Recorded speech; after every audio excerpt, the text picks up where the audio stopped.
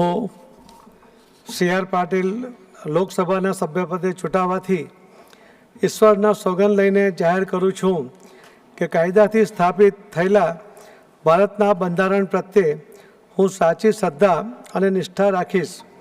હું ભારતના સાર્વભૌમત્વ અને અખંડતાને સુરક્ષિત રાખીશ અને જે પદ હું ધારણ કરવાનો છું તેની ફરજો શ્રદ્ધાપૂર્વક બજાવીશ.